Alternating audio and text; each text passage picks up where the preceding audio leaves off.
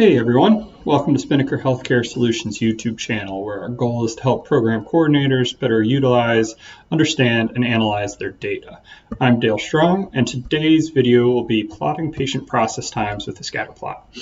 As always, feel free to reach out to us with comments, questions, or concerns via the contact information that you can find by scanning that QR code there, or just leave a comment in the comment sections on this video on YouTube, and we'll be sure to get back to you. So we're going to go ahead and get started with our template patient log. There will be a link to the Google Drive that stores this file in the description of this video, so take a look out for that, or feel free to email me at the contact info also listed in the description of this video, and I'll make sure that you can get this file. So we're going to go get started.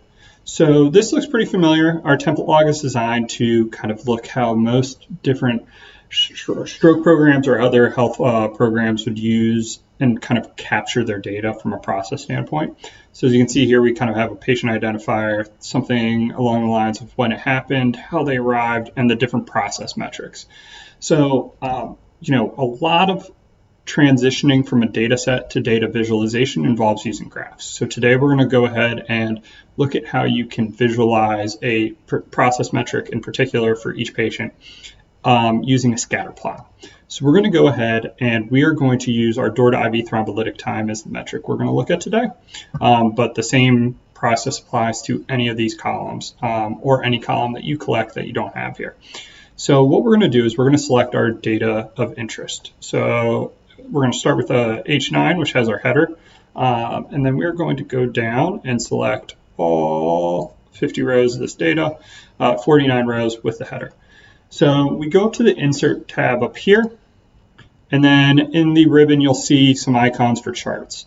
We are going to click on this one, and this is a scatter plot.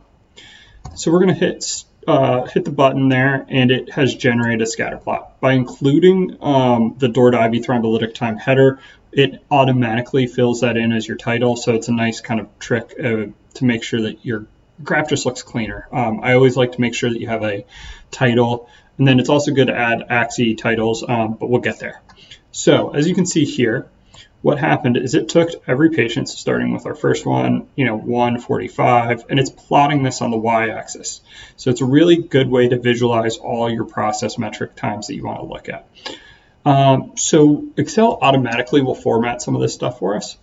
So let's start by formatting this axis. As you can see here, we only have 50 patients or 49 patients, but it goes out to 60. So what we can go ahead is by right-clicking on here and hitting the format action, you get to see your bounds. So you have a minimum bound of 0 and a maximum bound of 60. Let's go ahead and change that to 50.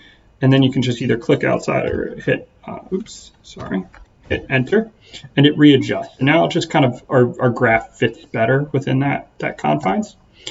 Let's see, we're also going to hit this button over here that's going to add a chart element. So what we want to do is, I said I like to include axis titles. So let's go ahead and add a vertical axis title. And once you get that, all you have to do is click in it. And I like to just make sure that it's very clear. So we're going to, what process we're measuring. And I also like to include, sometimes you might be plotting in hours, but the unit measurement here is minutes. Then down here, you could use your patient ID. The one thing to watch out with this is that Excel will automatically, chronologically give this 1, 2, 3, and so on. So if your patient IDs differ from this, you want to make sure that you're just going to kind of do case order instead of case ID, because it can get a little confusing if you try to find these cases on the back end. And then let's see. Another thing that I like to do would be to add a trend line. So you can do this really quickly by going to the end, and we're going to add a linear trend line. So what that did is it is plotting and kind of over time seeing how this changes and what our data is trending towards. If you click on the trend line, you'll get that format trend line. If you don't get the format trend line, just right click on it and you'll get the format trend line option. And what we can do is we can display this equation And what that does is it shows us their slope and their intercept. So our y-intercept is 46 and our slope is 0.17, which means that what we are seeing is our metric over time is increasing. Now it's increasing slightly, but it still is increasing. If you look at the slope here, if it's a positive number, that means it's going to be increasing. And if it's a negative number, it's going to be decreasing. So that's always good. I like to take a look at that whenever I start with analyzing metrics to kind of figure out which way we're trending. You don't necessarily need to leave it on the graph, but it's good to kind of be aware that that's an option there. So we're going to just get rid of that for right now. Now, another thing that I like to do is we have our data set here. I like to move graphs to a separate tab within Excel so it stands alone and it doesn't get in the way.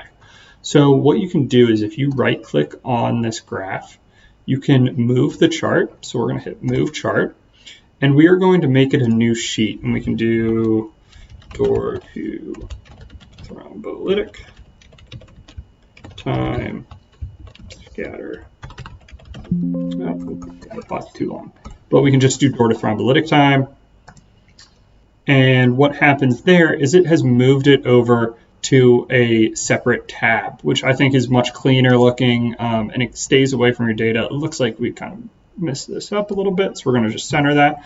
But that is a real quick overview of how to kind of build a scatter plot to visualize a process metric.